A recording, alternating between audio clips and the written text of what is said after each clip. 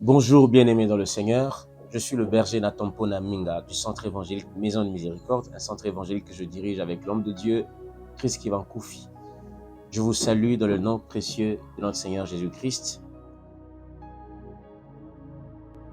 Le Semami n'est pas une église, le Semami est un ministère qui a été lancé en 2007 par le pasteur Trésor Fambouami, pasteur titulaire de l'église Maison de Miséricorde. Je profite de l'occasion pour le saluer et lui témoigner toute ma reconnaissance pour l'amour et tout l'investissement qu'il a placé en nous en obéissant à la voix de Dieu. Notre vision est de redonner à Christ sa place dans les cœurs des enfants de Dieu, ainsi que dans les messages qu'apportent ceux qui sont aujourd'hui ministres de Dieu par la prédication ou par le chant, afin qu'ils redeviennent la priorité de l'Église de la RDC, tant dans nos activités que dans les différentes façon dont nous prêchons l'évangile. Christ doit reprendre sa place. Et ça, c'est notre fardeau le plus fort, notre aspiration la plus grande.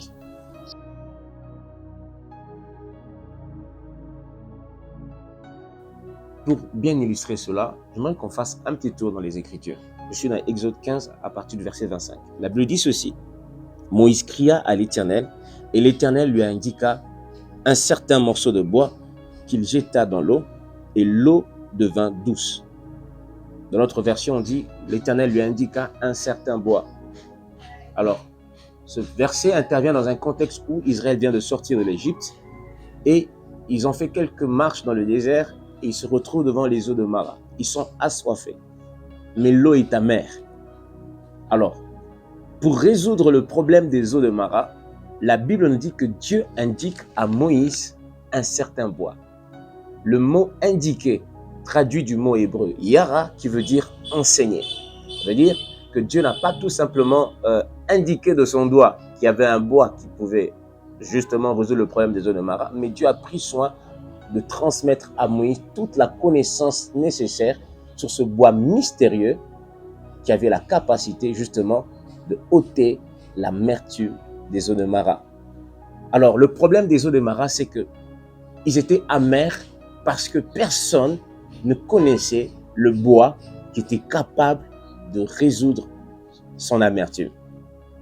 Le problème du chrétien d'aujourd'hui, c'est que au-delà du fait qu'il croit en l'œuvre de la croix, qu'il croit que Jésus est mort pour lui à la croix, au-delà du fait qu'il croit au Seigneur Jésus-Christ comme sauveur, c'est qu'il y a un déficit important dans la connaissance de la profondeur et de la puissance de l'œuvre de Christ accomplie sur le bois du calvaire. Le carrefour Golgotha, comme mentionné précédemment, est une activité apostolique et prophétique qui a pour mission justement d'exposer la profondeur et la puissance de l'œuvre de la croix. Nous voulons approfondir les connaissances sur ce bois qui a la capacité de répondre aux questions importantes de la vie du chrétien, de l'Église et de la nation. Et notre fardeau, c'est justement de rappeler à l'Église que le message de la croix est la grande priorité de ce qui doit être annoncé à l'humanité. Paul dit, je vous ai annoncé avant tout Christ crucifié.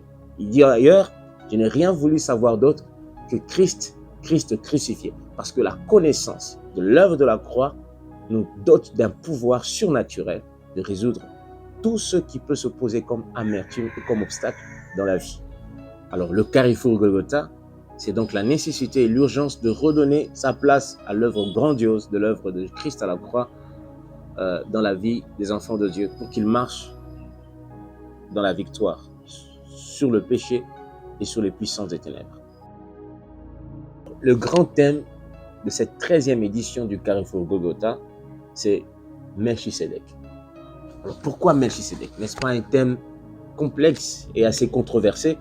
Ce n'est pas pour impressionner ni pour susciter des débats. Ce nom est repris 12 fois dans les Écritures.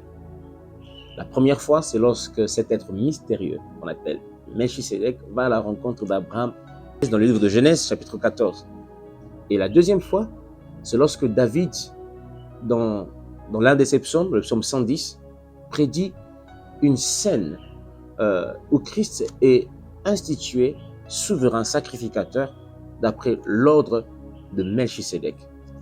Et le psaume 110 est le passage de l'Ancien Testament qui est le plus cité dans le Nouveau Testament.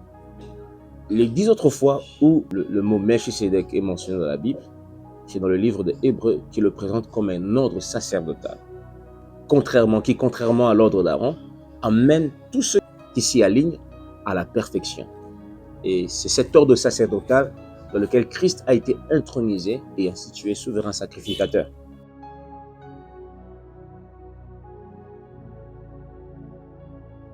Derrière ce thème, ce n'est pas de mettre le focus sur la personne de Melchisédek, qui fait l'objet de beaucoup de questions et de zones d'ombre dans les Écritures, mais c'est de présenter l'œuvre sacerdotale qu'il représente.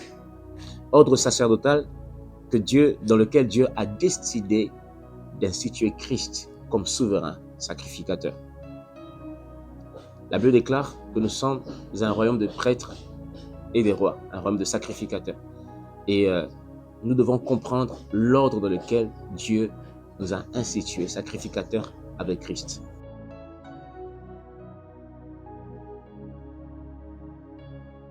C'est simple. On ne peut pas parler de sacrificateur sans parler de sacrifice. Et l'œuvre de la croix, c'est le sacrifice ultime qui a été accompli pour l'humanité. Et ce sacrifice a été accompli d'après un ordre sacerdotal bien précis, et c'est l'ordre de Melchisédek. Le sacrifice a certes respecté les ordonnances de la loi de Moïse, mais ce sacrifice a été présenté dans un tabernacle qui n'est pas terrestre, qui n'est pas celui que Moïse a érigé sur la terre, mais dans un tabernacle céleste qui a été conçu sous un ordre sacerdotal qui est celui de Melchisédek. Alors, l'intention est de présenter les aspects sacerdotaux de l'œuvre de la croix. Notre fardeau est de premièrement rappeler aux chrétiens que la croix n'a pas que pour unique but de sauver, mais de faire de nous des sacrificateurs. Car sans sacerdoce, il n'y a pas de règne. La Bible déclare: il a fait d'eux un royaume de sacrificateurs et ils régneront. Alors, nous n'avons pas la prétention de tout expliquer. Nous demandons l'aide du Saint-Esprit pour nous aider à communiquer l'essentiel de la pensée qu'il veut transmettre à son peuple. La matière est vaste, mais nous avons 4 orateurs que Dieu a préparés pour nous emmener dans certaines dimensions de ce sujet. Et j'invite tout le corps de Christ à ce merveilleux programme qui aura lieu du 5 au 6 août 2023 de 15h à 19h30.